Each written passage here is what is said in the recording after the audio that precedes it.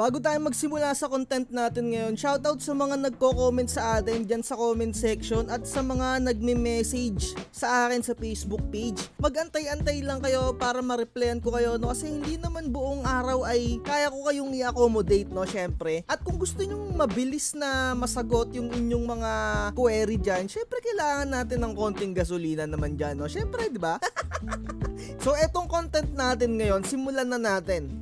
Isa sa mga subscribers natin ang nagtatanong kung ano daw yung mas magandang printer, etong Brother 720 or yung Epson 5290. So kung ako yung tatanungin talaga, hindi na natin papahabain yung video, talagang masasabi ko sa iyo ay ang Epson 5290 na lang ang piliin mo. Pero kung gusto mo pang malaman yung mga detalye, panoorin mo yung video na to, sasabihin ko sa iyo yung kahit papano na reasons kung bakit 5290 ang bilhin mo kung talagang fanatic ka ng Brother na printer at kung talagang ayaw mong bilhin yung Epson dahil nga 'di ba sa mga previous kong video kasi nga daw sirain daw ang Epson, sabi nung isang nag-comment sa atin na chismakers sa isa sa mga tropa niyang technician.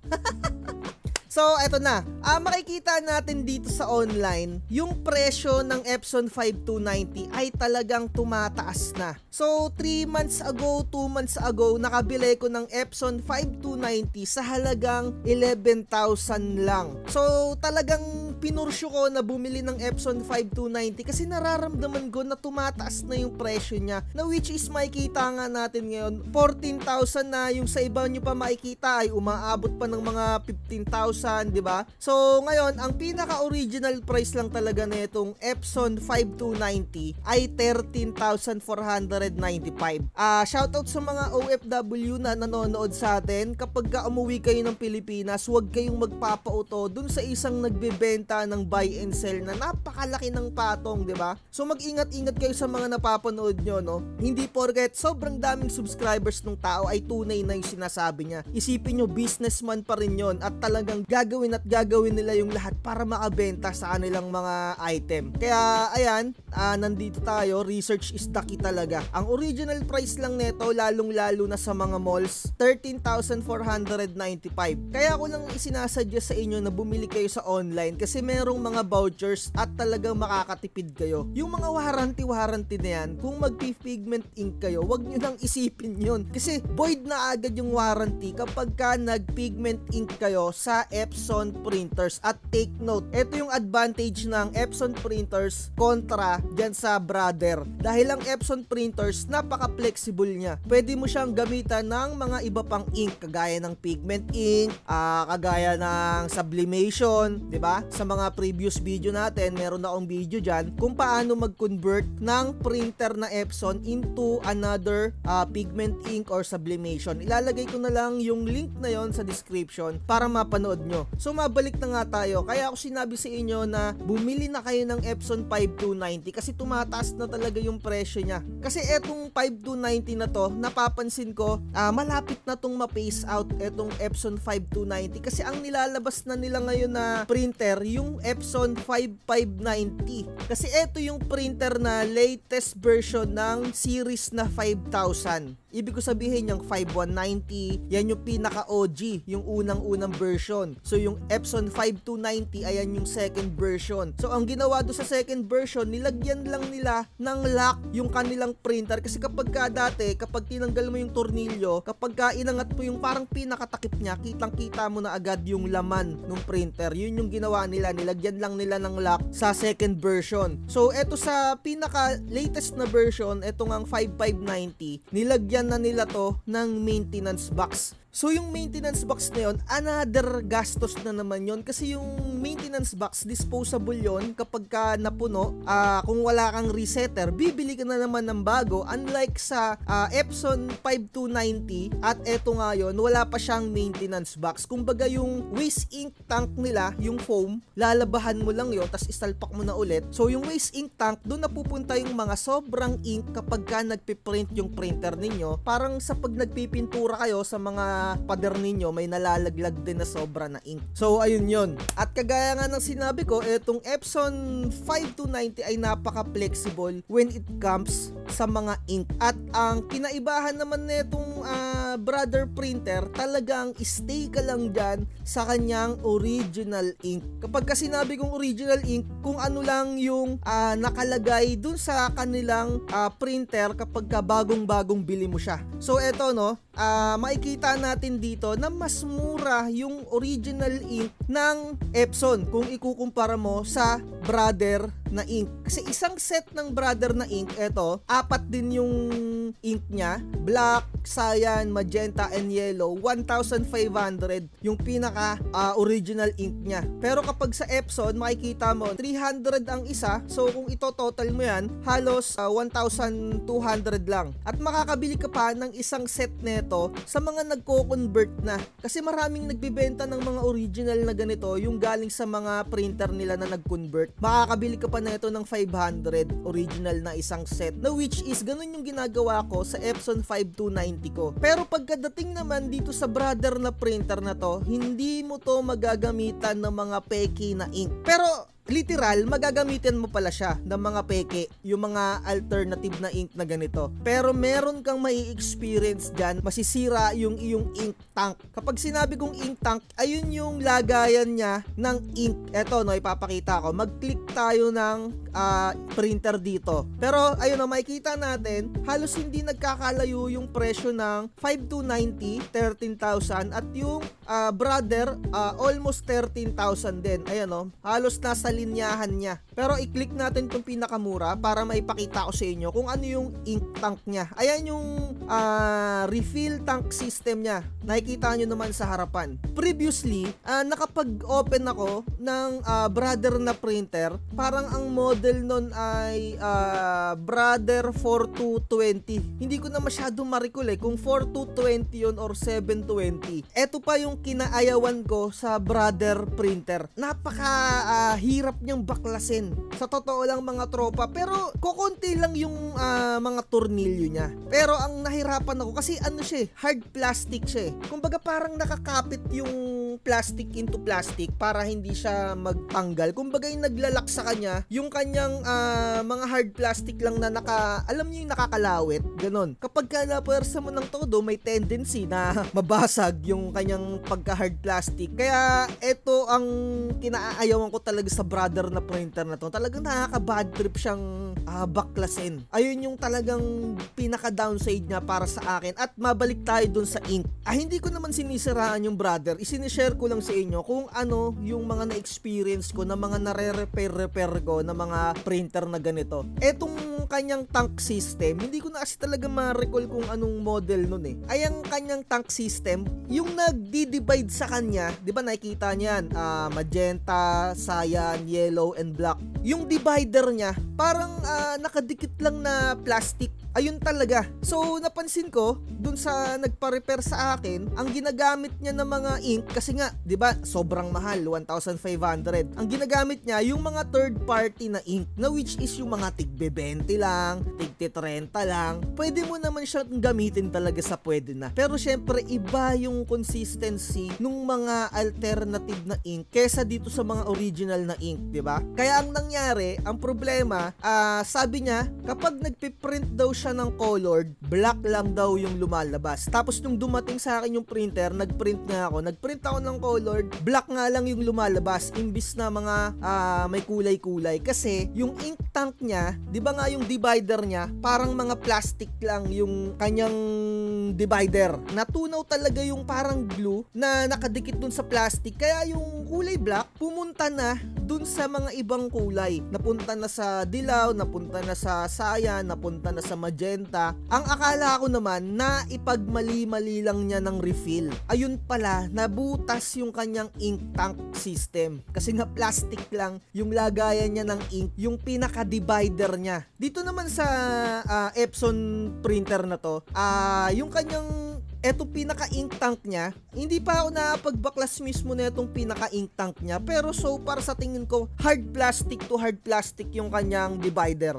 Eto kasi talaga sa brother, hindi ko alam kung nandito pa sa akin yung video, ilalagay ko na lang din siguro dyan sa screen natin kung nasa akin pa yung video, na talagang nabutas yung ink tank system neto. So ayun yung pinaka para sa akin pangit dito sa brother na to, dun sa kanyang ink tank system. Pero syempre may mga advantages pa rin etong brother, no? Hindi naman natin siya talagang ida-down. Pero when it comes to price, pagdating sa ink, 'di ba? Ayan, 1.5 ang isang set. Mas mura talaga ang Epson, lalong-lalo na kung gagamitin mo pang business, go for Epson printer. Kasi sa totoo lang, no, merong 4 na nag-message sa akin, kaya brother printer daw yung kanilang nabili. Sabi ng mga merchandiser, yung mga alam niyo yung nag-aalok-alok sa mga malls, sir, bili ka na nito. Ang nangyari daw, kaya brother printer yung nabili nila, kasi sabi ng merchandiser, yung Epson printer daw ay meron daw limit sa pag-print. Kung ako sa inyo mga tropa, wag kayong maniniwala sa mga merchandiser na yan, kasi hindi naman user ng mga printer yan eh. Nag-aalok lang sila ng printer dyan, hindi nila nagagamit ng matagal yung mga printer na yan, mga tropa. Wag kayong magpapapaniwala dyan. Maniwala kayo sa sarili nyong research, magbasa-basa kayo, manood kayo online. Kagaya nito,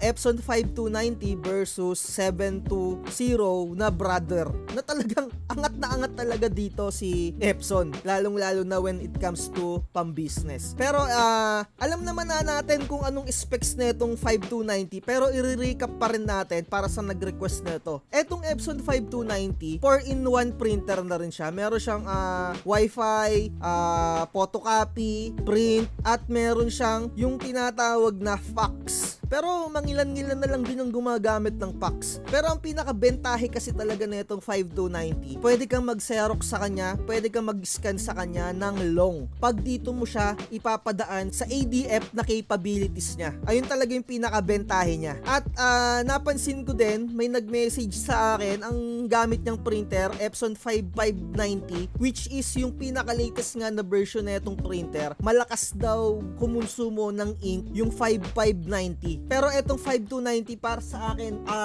nakakalahati na yung aking block. Parang napiprint ko na doon ay umabot na ako ng almost 2,000 na ata yung napiprint ko dito sa printer ko na to. So isipin nyo, parang kalahati na nga yung block ko, pero naka 2,000 print na ako. So ayun, at dito sa 5290, alam naman natin na pwedeng mag borderless up to 4R, at pwede ka rin mag borderless dyan ng A4. Pero ang i-register mo or ang i-install mo na drivers para gumana yung printer ay yung Epson 382 na drivers. So move forward na tayo, ibaba na natin yung mga specs niya. So eto nga yung mga additional specs pa niya. Kung gusto nyong basahin to ng buo, ilalagay ko na lang sa description yung link para kayo na mismo yung mag-compare. Maximum resolution niya or yung pinakalinaw nung kanyang output ay eto, 5760 by 1440 dpi. At etong printer na to ay wala siyang two-sided printing. Hindi siya duplex na printer. Kinagandahan kasi neto ni Epson printer, pwede kang mag-photocopy hanggang 99 na isang pindutan mo lang, i-input mo lang yung 99, makakapag-print and photocopy ka. Pero sa photocopy, syempre, medyo mababa yung kanyang resolution, di ba? Ayan nga, at pwede kang mag-legal na photocopy and scan. So, siguro medyo sapat-sapat na yung information na yon para mag-move forward na tayo sa brother na printer. At etong Epson na printer na 5290, hindi niya kaya yung mga matataas na GSM. Siguro masasabi ko sa inyo na mag-stick na lang kayo sa 250 GSM na mga photo paper. At mag-move forward na nga tayo dito sa brother na specs. Eto medyo halo-halo yung specs dito ni brother printer na 720 na model, pero yung mga importante na lang din yung mga babanggitin ko sa inyo dito. Eto nga yung napansin kong unang-una kay brother na printer, at talagang hindi lang dito sa brother printer na 720 na model, napakaingay niyang mag-print. Sa totoo lang mga tropa, rinig na rinig mo na umaandar yung kanyang printer head sa pagka nagpe-print na. Eto may kita nyo yung kanyang value dun sa kanyang noise level, 53.5 decibels. At makikita naman natin dito sa Epson, medyo mababa, no? Makikita nyo 38 lang, ayan, no? Sound power kapag ka nagpiprinting, 38 decibels lang. So eto, yung sa plain paper naman 48, although hindi nagkakalayo, pero mas rinig na rinig mo kapag ka nagpiprint ka dito sa Brother Printer. Ang ingay na itong Brother Printer pagka nagpiprint eh. Talagang umaalog yung printer pagka nagpiprint ka. At eto, no, yung kanyang specs dun sa kanyang ADF scanner, up to 20 page lang at kailangan yung papel ay 80 GSM lang. Talagang yung tipong mga bond paper lang yung pwede mong ilagay dun sa kanyang ADF na scanner, yung nasa taas. Ayan, no. Sana mabanggit ko sa inyo yung mga napaka-importanting detalye dito at mag-comment na lang kayo kung meron akong na-miss na mga importanting details dito or specs. Pero sana mabanggit ko lahat. Ito ang pinaka-importante rin pala to, yung kanyang manual feed slot. Ito yung dito mo lang pwede ilagay yung mga photo paper kapag ka nagpiprint kayo. Hindi mo siya pwedeng ilagay dun sa kanyang pinaka-main na lagayan ng papel. Kasi na-experience ko yan, may nagpa-repair sa akin ng Brother 300 ata yung kanyang model, 310. Nakalimutan ko, parang mga 300 ata yun, basta Brother 300. Sabi niya, ginagamitan niya ng photo paper yung kanyang printer. Tapos nung ginagamitan niya na ng bond paper, nagdodoble-doble na yung kain ng papel. Ipapakita ko sa inyo, no, yun yung sa paper tray. Wag na wag yung lalagyan nyo ng mga photo paper. Eto, papakita ko sa inyo. Eto yung Brother Printer natin. So shoutout muna natin itong si The Tinker's Republic kasi kanya tong video na to. Nag-unbox siya dito. Ito makikita nyo, meron siyang bond paper na pinapakita. Tapos ilalagay niya yan dito sa kanyang pinaka-lagayan ng papel. Kasi iba siya dun sa Epson. Di ba sa Epson dun sa pinaka-likudan? Pero si Brother Printer, dalawa yung pwede nyong paglagyan sa kanya ng papel. Ayan o, nilalagyan niya. So dito, i-adjust mo kung long, etong kulay green na to, nasa dulo. Kung short, medyo ilalapit mo at kung A4. Pause ko muna. Dun sa mga lumang models na mga brother, ayun nga yung sinabi ko, dumudoble-doble yung kuha dahil dito merong parang mechanism sa printer na to na nasisira kapag makapal yung nilalagay mo dito. So isipin mo kung gaano kakapal yung photo paper na yon, 'di ba? So kung nasanay siya dun sa photo paper na yon na makakapal yung kinukuha nung printer, syempre pagdating sa maninipis, magdudoble-doble talaga yung papel na makukuha. Sana nakukuha niyo yung logic na binabanggit ko. Ayan, ilalagay niya na dyan. So para makapag-print siya, dyan ilalagay yung mga bond paper, long, short, A4. Pero eto, meron siyang manual feed slot kung saan dun mo ilalagay yung mga makakapal na papel. Pero ang pangit sa kanya, ang maximum capacity lang niya ay isa. So eto yung kanyang manual feed slot. I-play lang natin to. Video mismo ito ni Brother. Ayan. Diba? Nakita nyo, ayan yung kanyang manual feed slot. So, depende kung anong Brother Printer yung gagamitin nyo. Kung hindi ganitong model, syempre iba. Ayun o, isa lang yung ilalagay na pwede. So, dito kayo magsasalpak ng mga makakapal na photo paper, diba? Ayun, nakita nyo naman. So, ayun lang yung kinapangitan nito. Isa-isa mo pa siyang pwedeng ilagay. Di subukan nyo kung naka-Brother Printer kayo, makapal yung lagi nyong ilagay dun sa paper tray. Diba? Huwag nyong gamitin yung manual feed lahat ng mga experience nyo yung sinasabi ko. Pero nakalagay din naman dito, no? Ayan, no? Pwede kayong maglagay ng photo 4x6 at eto 5R, ayan, di ba? Pero kailangan nga 80 GSM lang. Ayan, no? Yung mga papel na pwede. Pero syempre, no, yung mga photo paper ang kakapal niyan eh, di ba? So maaaring ma-damage yung inyong mga printer. Ayun lang talaga yung mahirap dito sa Brother Printer. Pero laging may pero. Eto naman yung pinakabentahe naman netong Brother Printer na to. Pwede ka ditong mag duplex printing. Pwede kang mag back to back printing. So hanapin lang natin yung nakalagay dito kasi medyo binasa ko na to kanina. Kasi to tell you honestly mga tropa, wala naman akong ganitong printer eh. Although may mga nagpapa-repair sa akin kaya nagkakaroon ako ng idea kung ano yung mga possible na mangyari dito sa mga printer na to. At eto nga yung sinasabi ko sa inyo, pwede siyang mag-print ng duplex. harap at likod pwede siyang mag-print. Pero A4 or letter lang yung pwede nyong gamitin. Hindi kayo pwedeng mag-print ng back-to-back kapag long. May mga mangilan-ngilan na may ginagawang technique kung paano mag-print ng back-to-back na long, pero tinatanggal-tanggal pa rin nila. So parang hindi mo pa rin masasabi na duplex printing yun. Kasi pagka sinabi mong duplex printing or yung automatic two-sided, wala ka nang iba pang gagawin. Ipiprint mo lang, isa-select mo lang, lagay ka ng papel, pindutin mo, settings doon, automatic two-sided or duplex printing, back-to-back printing. Tapos pagkalabas ng print nun, dalawa na yung may print, harap at likod na. Ganun talaga, hindi yung ima-manual mo pa, di ba? So ang talagang pwede lang, A4 at letter na back-to-back. So far wala na akong ibang nakikitang magandang specs na ito neto ni brother bukod dun sa kaya niyang mag-print ng back-to-back na print. Yun lang talaga yung pinaka magandang katangian nito ni brother 720. Pero kung fanatic talaga kayo netong brother na to, di yan yung bilhin nyo. Pero ako para sa akin yung parang insight ko lang dito sa dalawang printer na si Epson kasi parang ang target customer kasi talaga niya. Tayo, yung mga crafters, mga pang business talaga, at ang target customer naman neto ni brother ay yung mga office works, yung mga tipong wala masyadong mga alam sa mga printer. Kaya talagang akala mo maganda yung brand na ganun. Kaya ayun yung binibili nila, 'di ba? Kaya kung into business side talaga kayo, I highly suggest na i-consume ninyo ay yung mga Epson printers talaga. Siguro dito na natin tatapusin etong video natin na to. At pahabol na lang mga tropa. Mag-ingat pala kayo kung brother printer yung gamit ninyo kasi merong mga printer, eto si brother na yung kanilang black eye pigment at merong dye yung ink, di ba? Eto si brother 720, straight dye ink siya. Straight dye ink. Pero yung dati kong na-repair, yung brother 300 ata yun kung hindi ako nagkakamali. Ang kanyang black na ink ay pigment. Eto, basta tatandaan nyo, may nakalagay dyan.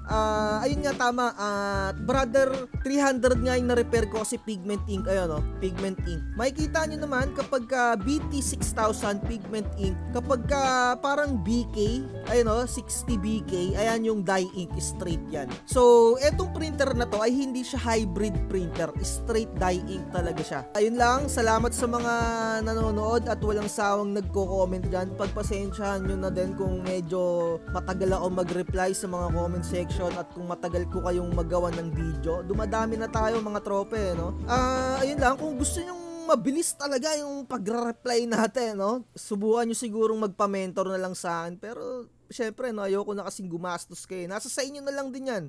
Dito na natin tatapusin yung vlogs natin, medyo mahaba na. Sana enough na yung details na nabanggit ko sa inyo para maiwasan nyo tong brother printer sa paggamit para sa inyong mga i-start na printing business. So ayun lang, like, share, and subscribe. Bye. Huwag magpapauto. Purchase your tracks today. Chill and relax with it.